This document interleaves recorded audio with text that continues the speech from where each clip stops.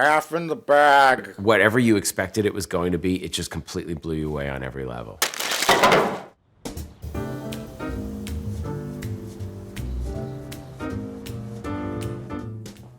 Huh. Now that Bob Newhart died, I wonder if this VHS tape has gone up in value. Maybe I'll send it off to that VHS grading company and... oh. Well, I guess without anyone to artificially inflate the value of this, it's just junk. Speaking of junk, have you seen Borderlands?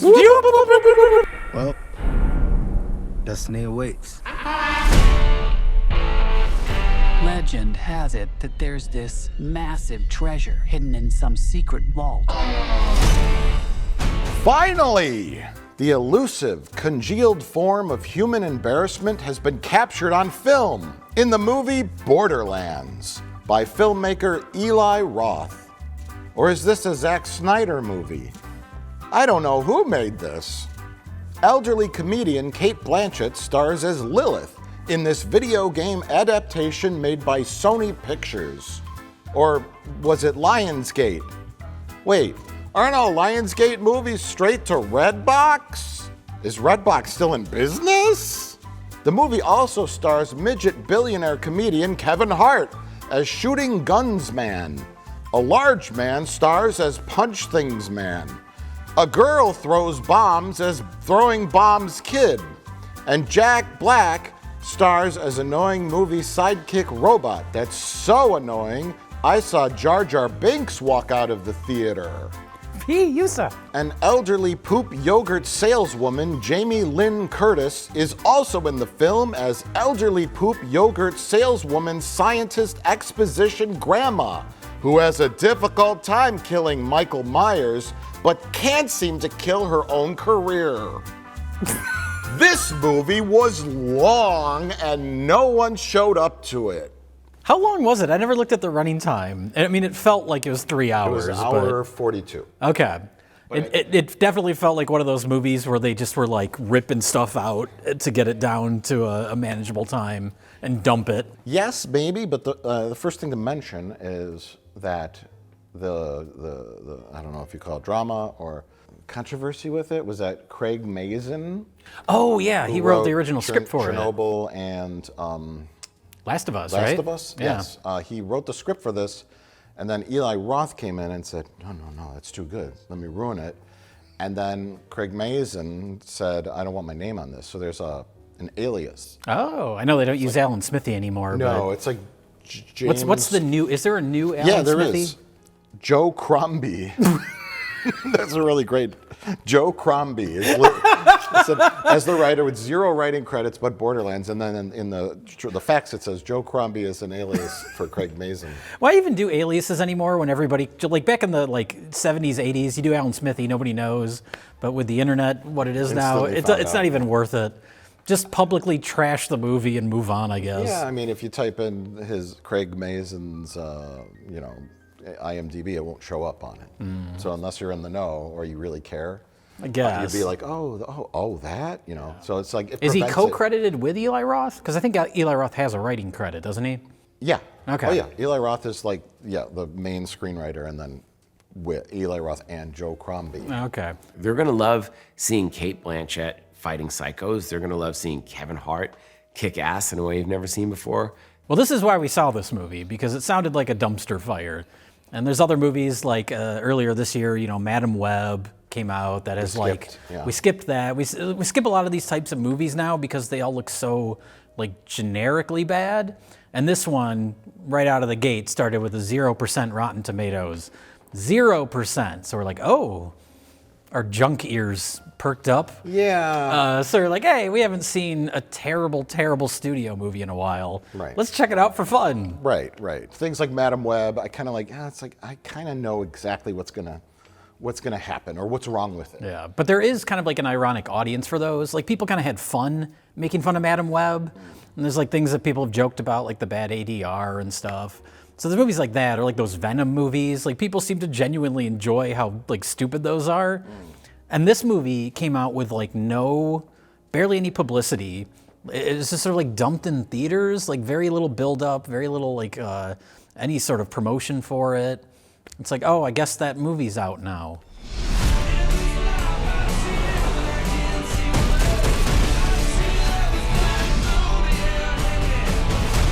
Well, we saw this trailer like a long time ago, and it looked like a Guardians of the Galaxy ripoff. Yeah. And then it was like, oh, and then I forgot all about it. It came out, and then it tanked miserably review-wise, and I didn't quite have the handle on what could be wrong with it.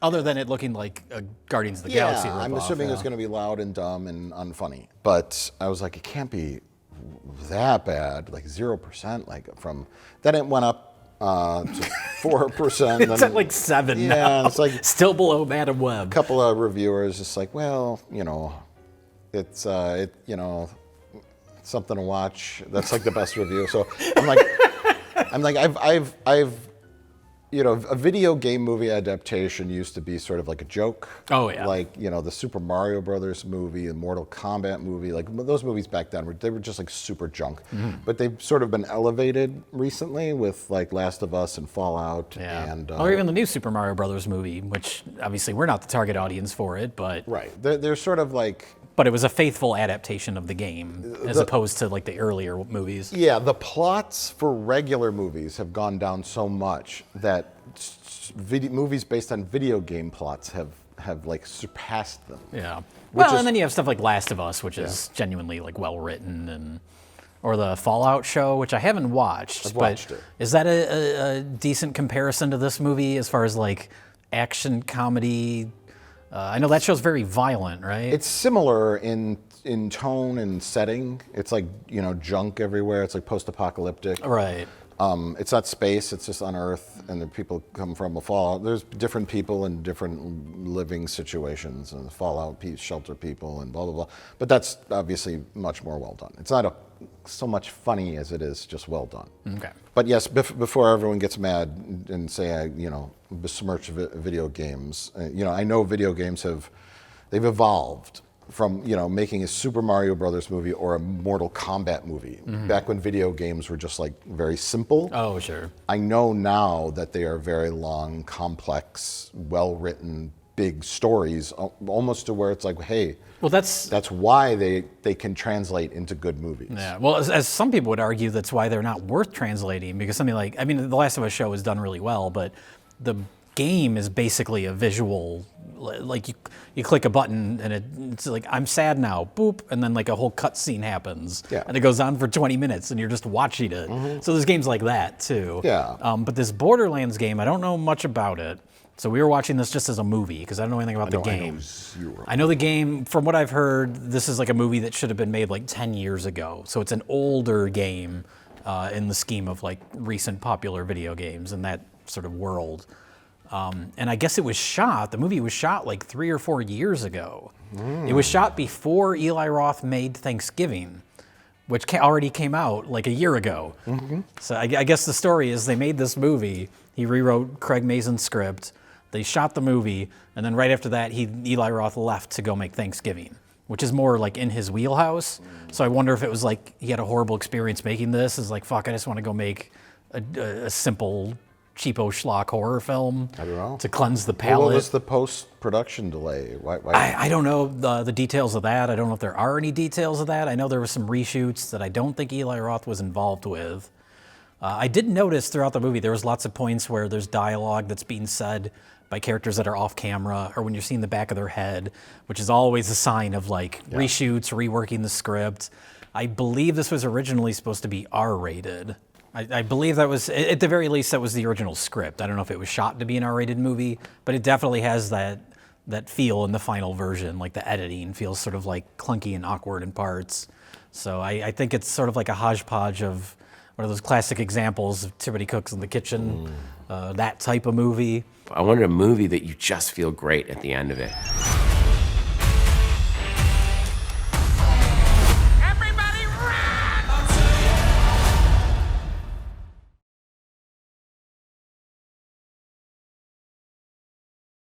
Well, tell me about your friend Eli Roth. Oh, he makes embarrassing schlock that I sometimes enjoy. Is he a typical example of failing upwards?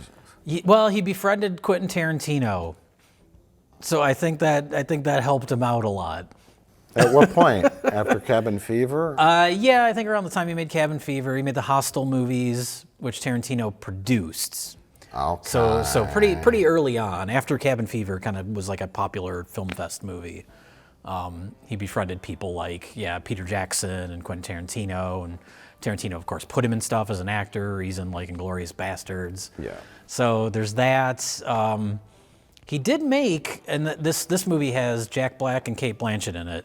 He made a few years ago. House with the Clock in Its Walls. House with the Clock in Its Walls, which was kind of like one of those like young adults fantasy Harry Potter-ish type It's a big properties. flop. Was it a flop? Yes. Are you just guessing? I'm rolling the dice. Okay. That it got bad reviews and it was a flop. No, I think it got decent reviews. I saw it. It wasn't bad. Why did you see it? It's a thing to watch. I don't know. You got a thing for watches? I just saw it. I don't remember why. It was on TV or something. But yeah, so he did that, which was different than all of his earlier like gory, hostile movies. But yeah, I was gonna say he has a weird resume, because that's like a YA thing, and then the Death Wish remake, which clearly was a flop. That was a flop. That was like one of the last things Bruce Willis did before he started doing all the like Redbox movies. Right. Thanksgiving I enjoyed. I thought that was a cleverer take on a holiday horror picture. That's probably his best I think film. we did a review on that. Yeah, we talked about it. Yeah, and I was like, yes, and then you have to have the parade. Yet, like, whenever we watch a Best of the Worst movie, I'm like, no, you're missing doing it wrong. everything. You're doing it wrong. You don't end up in the woods walking around. You got to have the Thanksgiving Day parade. I know you don't have the budget for it, but that's how it has to end. And then you have to have the turkey, and the turkey has a bomb in it. You have to cook someone like a turkey. It was all like he hit all the beats. All the beats. And then, of course, like his list as a producer is crazy. He produced the Haunted Museum show with Zach Bagans, which is just downright awful. Because Zach Bagans tells about an item in his haunted museum. And then he's like, and here's a short film produced by legendary horror filmmaker Eli Roth about this haunted fucking object. And then it goes into like this like short film, which seems like a student made it. And it's like not about the specific object. It's like just like a story inspired by it. It's not like the backstory of that particular object. It's like a haunted doll, right? Well, here's a different story about a different haunted doll that's fictional. And we don't have to pay the rights for real people involved in it. And this sucked. But then he also produced a couple other programs, My Possessed Pet, and A Ghost Ruined My Life.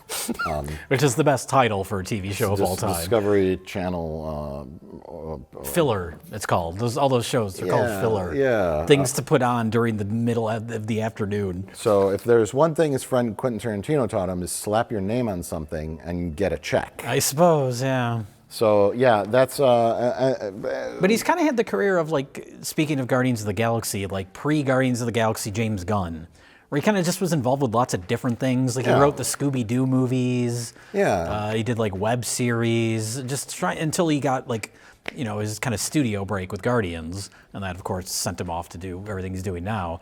So I don't know if maybe this Borderlands movie was like Eli Roth's attempt to break into a different type of studio movie, and it just didn't work out. The production was a disaster, so then he immediately ran back to making a cheapo schlock slasher film because that's what he actually enjoys. I don't know. Yeah, could be. Because it doesn't seem like anyone involved with this movie cared. It's one of those movies. I know it's like a cliche at this point to say something feels like it was like AI generated, but if any movie has ever felt like something cobbled together by AI, it's this. Every like tired cliche, every tired type of like character, like archetype, they're all in there in one of those, the worst type of plot, which is we have to go to the place to get the thing. The Rise of Skywalker plot. We got the thing, now we have to go to the other place to get the next thing. Yeah, like maybe that's the plot of the video game, I don't know. Well, I mean, yeah, I never even heard of the video game. Yeah. Never even seen anything until the movie came out and I saw some pictures. Yeah. We'll talk about casting in a minute. But sure. The video game, so it felt like, yes, here's the scene. let's move to this location and have an action scene. It did feel like playing the video game in an hour and 40 minutes, because like, oh, here's the exposition scene followed by action scene. You know, whether it's the psychos attack them, they have to go along. A monster comes out of the thing, the Red Guard or whatever they're called come in and attack, and then they go. You can set your watch by when the action scenes start. You could. Now's the point. Yeah. Here we go. Then yeah, pretty standard science fiction-y plot. Ancient race or Aurelians, something like that, have a vault of ancient wisdom, and everyone tries to unlock it, but you need these keys to do it. There's an exposition dump, like an opening monologue, opening voiceover by Cate Blanchett to explain everything. But then she continues for like the first, 20, 30 minutes of the movie. She has other voiceovers, and then it just disappears for the rest of the film. And all those early voiceovers, she's explaining things that we can understand is already happening in the movie, just visually. Yeah. So it's very like, I don't know if they threw that in there to try and make it make sense, but... It was somebody's decision. But the vault, okay, we'll start there. What is supposed to be in the vault? Well, they explain it in the very opening, and then it's never really mentioned again, other than they want to get to the vault. In ancient times, a very sophisticated race called Aurelians, Aurelians? Whatever. Bill O'Reillyans. They ruled the galaxy. They were, the smartest race in the galaxy, and then they went away. Humans descended from them, or humans evolved, and then they've just been kind of scrapping together their lives by using their leftover technology floating around. That's very Star Trek to me. It's like, an ancient civilization, had this amazing technology that we're trying to duplicate. It's just like something I've seen a million times before. So it was like second nature to me. I completely understood it. But my point is, everyone for years, decades, however long it's been, people have been thousands of years, people have been trying to find this vault. And now we're with our characters who are trying to get to the vault. Yeah. And it's presented as if there's some sort of stakes to them not getting to the vault. Yes, there are. What are the stakes? The stakes is that Atlas, the man who's the big corporate overlord villain, if he opens up the vaults and gets the technology that's in the vault, he'll build weapons and like conquer the galaxy. But our characters don't know that. Yes. They say it in the film. They say if Atlas gets the vault open, he's going to use it to make weapons of mass destruction. They say it in the film. Did I watch this movie? Yes, I don't know. I don't remember any of them. Imagine the vault. It's the same plot as Raiders of the Lost Ark. Well, that's what I was thinking. But it feels. You don't want Hitler to open the Ark has immeasurable power in it, and Hitler will give that to all of his armies all over the world, and we don't want Hitler to open the Ark. That's the plot. Atlas is Hitler.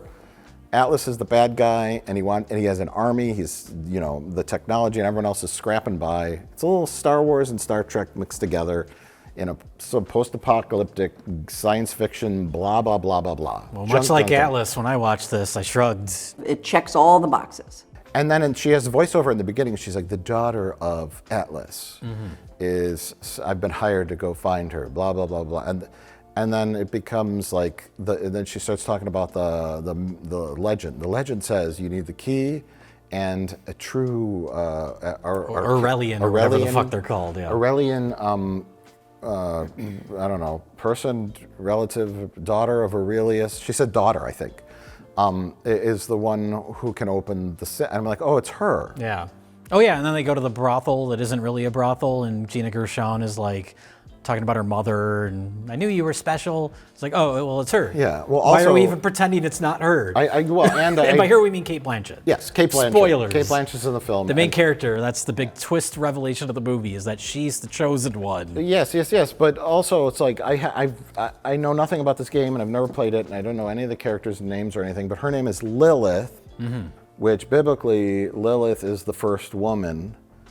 She was the wife of Adam, and then Adam got rid of her and got with Eve because Lilith was not worthy of the Garden of Eden or something like that. And then she's also kind of like associated with demons, and and they keep calling her She-Devil, and then she's always depicted with red hair and wings. And I'm like, oh, Like But she's the protagonist, her right? name's Lilith. She's the chosen one who's going to open the gate at the end. Yeah. You know, I was like, oh, yeah. It's going to be her. And then the little girl's the red herring. Yeah.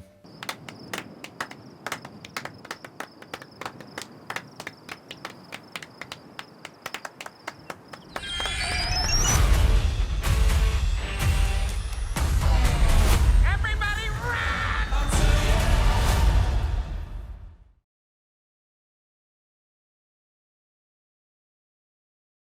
I also think it's a testament to Eli. I mean, look at the women in this project. You know, you have one badass, strong, tough, cool woman after the other. So here's the problem with the movie. Let's just get right down to it. Okay. It's a fairly okay action movie, I guess.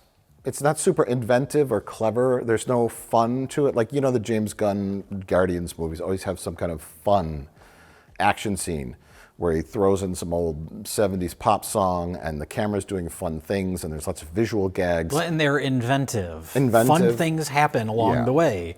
Here it's like they get to the place, the psychos they call them, which are like Mad Max villains. They show up, we have to shoot them now. Yeah, it's just lots of shooting. Everything feels so uninspired. That's why I say it feels like AI generated, where it's like, it looks like a movie. It's poorly directed action. Yes. But you know, if you're just like want to watch some action movie, like it's on that level, you know, like it doesn't feel broken the way something like a Madam Web does, I guess. Right. Yeah. But also, I think there was a point in the first like 10 minutes where I was okay with getting up and leaving. I got it. I saw enough, and I kind of knew where it was going. Because the very first scene, one of the, quote, daughters of Atlas, spoiler alert, Atlas is using an ancient drop of Aurelian blood mixed with his own DNA to create cloned offsprings in the attempt of creating a true daughter of Aurelian to help open the vault. Yes. So she is not, in fact, his real daughter. She's just one of many clones or fabrications in this space lab that's floating in outer space. Mm-hmm. But we don't know that in the beginning. Spoiler alert. So the scene opens with Kevin Hart, who's a soldier of someone, and he's there to steal her or rescue her or kidnap her, I don't know what. But they blow the door open and Kevin Hart comes in and it's all done in just like flat close-up shots, and she's like, oh, what's his name? Like Bernard or? He's Kevin Hart. Kevin Hart. She's like, Kevin Hart, and he's like, I'm here to save you, or take you away, get you out of this prison.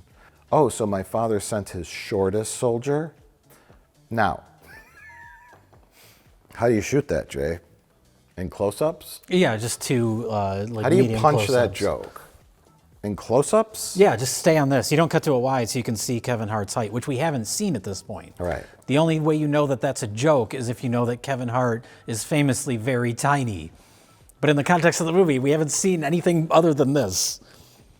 The whole movie is this, kind of, except for the action scenes where it's just... Because they're all like, they shot all their scenes in Eli Roth's basement on a green screen. It's Quentin Tarantino's basement. Oh. Eli Roth didn't have the space for it. He has a bigger said, Quentin, basement. can I come over this afternoon? I'm making a movie. Green screen? What the fuck? So, yeah, there were many. I wish I had a pen and paper. I mean, yes, I know I could take notes on my phone, everyone.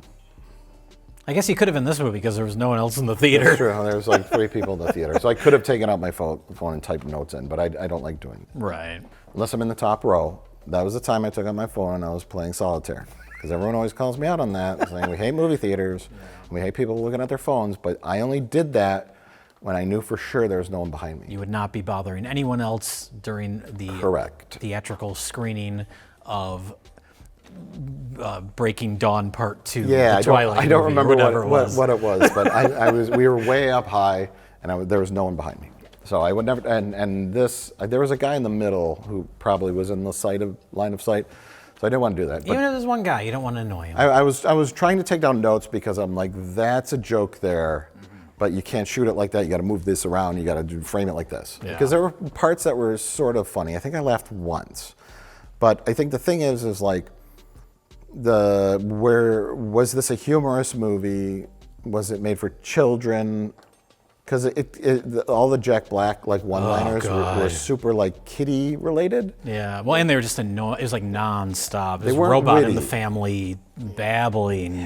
Yes. Keep saying things, keep talking, or no one's laughing. Yeah. And I was like, well, yeah, he wasn't a funny sidekick, and maybe he might have made like 6 to 8-year-olds laugh with some of those bits. Maybe. Because he said like poopy pants, and he was making like dumb jokes, and it was like groan-inducing for adults, but And it was just so much. He just never stopped. yeah, like little kids would find that robot charming and funny, but anyone above 8 probably wouldn't. And then, And I have no idea if that's an accurate portrayal of that character from the video game. I I did see a quick interview with Eli Roth. I don't know if we want to go into casting. yes, because I know what you're going to talk about. I saw, some interview where he's talking about like, well, he cast for the movie not to be accurate to the video game, because like the Lilith character is Cate Blanchett in the movie, but I guess the character is like young and hot in the video game, and I think Eli Roth has a thing for gilfs based on this movie. We got Cate Blanchett, Gina Gershon, and Jamie Lee Curtis.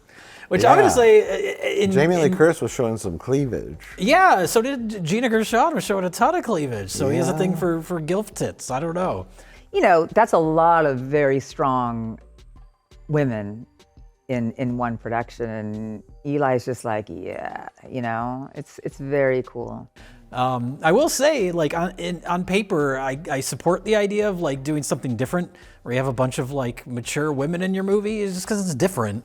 But everybody's miscast. Horribly. Cate Blanchett, one of the best actors working today, but she's not this character, whatever, this Star-Lord-y, smart-ass character. She came off as very, very miscast, very awkward. It felt and like almost like a bad actor, and you're like, I know she's not a bad actor. but Yeah. this just isn't her role. It reminded me of like on SNL when they do their little, not the live skits, but they do like the pre-taped like fake trailers and Yes. stuff, and you have the celebrity guest of the week in it. It kind of felt like that.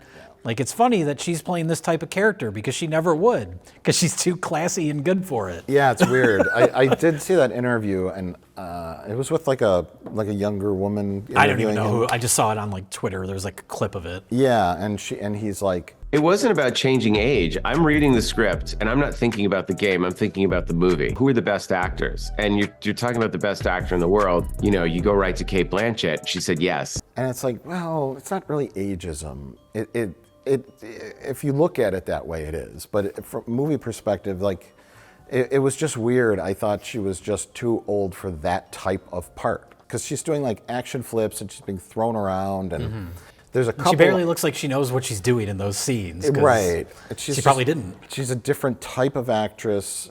She's talking to Jamie Lee Curtis, and her mother gave her to Jamie Lee Curtis when she was young.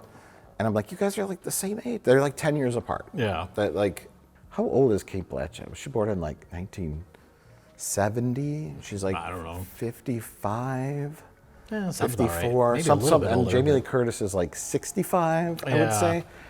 And so there's like, I don't know. It And just, Cate Blanchett would have been better in the Jamie Lee Curtis role, because Jamie Lee Curtis definitely didn't know what she was doing in this. She gave it the felt most effort, but- She was being like enthusiastic just because she's Jamie Lee Curtis. That's the general aura she gives off, but she didn't look like she knew what the fuck was going on either. no. And then Kevin Hart didn't do anything funny, which is odd. Like, Well, I wasn't sure what his character was. Everybody else had that like generic archetype. Like Cate Blanchett, she's basically like a Star-Lord. You have the comical robot, C-3PO, Jar Jar Binks, the whatever. Drax guy is the big, There's a Drax equivalent. without the humor. Without the humor, he just goes, he's like Bane in the Schumacher movie or Right. something. But then Kevin Hart's just kind of there. He was a soldier. Did he revolt? Where did he come from? What's his story? He doesn't have like anything to work with. Roland is a guy who has a narrative attached to an agenda of good, right? And his agenda of good comes from once upon a time being a part of something that wasn't so good, that he felt that he had to detach from because of where his life has taken him. And in this new place of living, in this new place of life, there's a found respect for the place of Pandora and for the things that possibly could be attached in it or to it, where he can be a part of the conversation of making better. But he wasn't funny. No. He didn't make jokes, and which is good because I didn't want him like cracking wise the whole time. Just put him as the voice of the robot. Sure. Get rid of Jack Black. He's irritating. Hey, this is only the second most embarrassing thing Jack Black has done this year. So, like, confused looking actors aside, it's like a competently made movie. Everything is like it wasn't like a mess. It wasn't like a disaster. No. But it's just not very inspired, like with the way it's shot and the pacing of it and all that stuff. And that, I was thinking about that because it looks like an expensive movie. Obviously, there's lots of big sets and effects and stuff. And they're not like terrible. There's no real bad effects in the movie. But everything felt so like artless as far as like the set design and set decoration generic, goes. yeah. Well, just in like cluttered, and not cluttered in like a way that has any sort of style to it. It just looked like cluttered and ugly. Every set, it reminded me of like a lot of the like, I don't know, like bloated 90s movies like Tank Girl or like Judge Dredd. It reminded me of those. You butt smear. What'd I tell you? Don't say butt smear.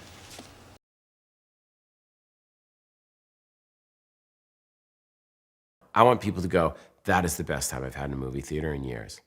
That was worth the wait. A lot of money was blown on this, and it just feels like there's no art or style to it.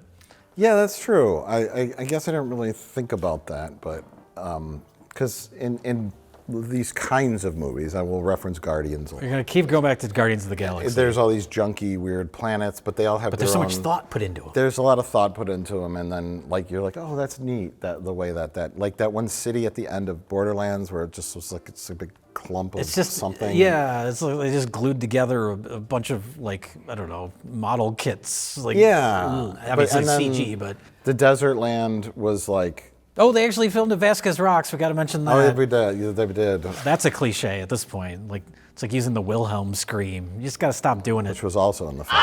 Was it? Oh, I didn't even notice. It was early on. Oh. Yeah, they filmed at Vasquez Rocks in the same place that only Rich Evans and I have taken a photograph. The famous entranceway to Vasquez Rocks. Yeah. You're the only people in existence to ever recreate that, just me and Rich. that image. Yeah. They feel I know exactly where they were, and I'm sure a lot of other people do who have been there but have not taken a photo at the same exact spot. But yeah, they filmed at Vasquez Rocks and their desert landscape. They kind of recreated like larger versions of those angular rock formations in the distance, and then they have like a monster that comes out of the ground and has big teeth and a big round mouth with teeth. It looks like the big monster from the opening of Guardians of the Galaxy 2 that they're shooting at, that they're trying to get. It's just like a big like characterless, artless blob CGI monster, and they drive their truck through it. Yeah. There's never that one moment where I go, oh, that's a neat idea. Like, oh, that's a neat visual. It's all very black. It's so stock. But because that monster looks exactly like that in Guardians of the Galaxy 2. That's the big opening of Guardians of the Galaxy 2. And the whole thing is it eats batteries, which is a weird concept. So they're there to stop it from eating the batteries.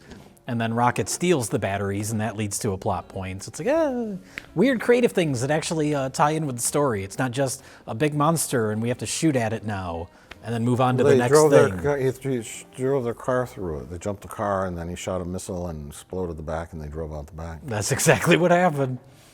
That's literally what happened. Yeah, it's just like a I don't want to say a poor man's Guardians of the Galaxy, an uncreative man's Guardians of the Galaxy. It's like people. I saw lots of comments. I was looking through the reviews, like user reviews. 1 star, half star. Terrible movie, horrible CGI. Like when people can't articulate why they don't like something, they just say horrible CGI. And the CGI wasn't horrible. The effects are all good now. They're not great. This felt very green screeny at moments. Like it wasn't great, but it's very serviceable. That's not the problem. The problem is art direction, set design, general creativity. Lack of like cleverness with the writing. It's like trying to be funny and clever, but it's just not on the same level as other movies. Casting is all wrong. Kind of a generic-y, predictable plot. Like there wasn't really much to get out of this. It felt like I was watching someone play the video game Borderlands without like really enjoying it. Yeah. and no charisma. No, the characters didn't have really. What do they call it when they work together? Like chemistry. Chemistry. Thank you, Jake. No one had any chemistry on screen. There's no magic. It just felt like a bunch of actors in costumes that were just yelling lines, and and it's like, you have Cate Blanchett, and you're making her do this. And Eli Roth is just saying like, he's like, I cast the best actors. Like that, I mean, everybody thinks Cate Blanchett's a great actor. I think Meryl Streep's a great actress, but I'm not going to put her in a red wig and have her be like a space bounty hunter, wisecracking. It just doesn't work. Yeah. Yes, they're great actresses, but they just don't fit. And it is a little age thing. She's a little too old to play that part. It's like, why are you retired as a bounty hunter? Yes, I'm being judgy, I guess. I don't know. It just doesn't work. It just doesn't work. I think it could have worked with the right. I think I don't know how old Charlize Theron is compared to Cate Blanchett. Yeah. They're probably not too different, but I can see Charlize Theron working in this part. I think it is partially just like the general vibe of the actor too. Cate Blanchett just doesn't work in this part. But again, I don't want to compare it too much to Guardians of the Galaxy, but you look at all those actors together, and they play off each other, the camaraderie, the back and forth. The movie will take moments to stop with moving the plot forward just to have them, be fun together, watching them play off each other. You could watch those characters just do nothing. Yeah. And chit chat, and it's entertaining. Mm-hmm. With this, it's a flat line. You don't feel like the characters have any life outside of what is explicitly stated in the script. Right. Or until the action starts up again. I mean, you could have started the movie with Cate Blanchett at her space house, retired, watching interdimensional cable and just sitting there eating pistachios. And someone comes in and says, I haven't bounty hunted in 15 years. Get the fuck out of my house. No, but you're purported to be the best in the business. Yeah. They had a couple lines where she's like, I'm getting too old for this. She actually says, I'm getting too old for this shit. It's just a wink wink, but she's literally doing it. So why say that if you're literally doing it? I don't know, it's just lame. Yeah. That's where I actually, the rest of the movie, Cate Blanchett's such a good actor. She's not embarrassing herself in this. She's just not right for the part. But at the end, when she's flying around with these CG fire wings, I was like, oh man. You were just tar. Now you're doing this. That's the only time I felt kind of bad for her. Thanks for having me. So the last time you were here, we talked about your movie Tar. You play a conductor and composer. Now you're an intergalactic bounty hunter. Yeah. I like analyzing these movies post-mortem and kind of going, why'd you do that? What's this? What is this? All these decisions that were made. Why are we seeing so much dialogue from characters that are off camera or the back of their heads? What did they change? Is this to cut out swearing? Did you rewrite the plot while making the movie? And the biggest lesson of all is when Eli Roth says to you, just trust me. Don't. Don't. Maybe if it's an episode of A Ghost Ruined My Life, hey, I'll trust you on these decisions. Hey, he has his place. Thanksgiving was fun. No, but that doesn't require too much wit or style. He has a certain skill set, and this is not it. Yes. And Cate Blanchett has a certain skill set, and this is not it. I think you could just go down the list of the cast and crew for this, and that's the answer. Yeah. The production designer. I'm sure they have a great set of skills, but this isn't it. I've worked on Downton Abbey. You want me to do what now? You want me to do what now? I really love Downton Abbey, and I love all the costumes that you've made. Just cover the set in garbage. Go get the rubbish bin, dump it all over the floor. I've never been asked to rubbish up the Queen's palace. Perhaps you do want the guy that worked on the Mad Max films. No, he's busy. I love Downton Abbey. It's my favorite show. Rubbish up this set.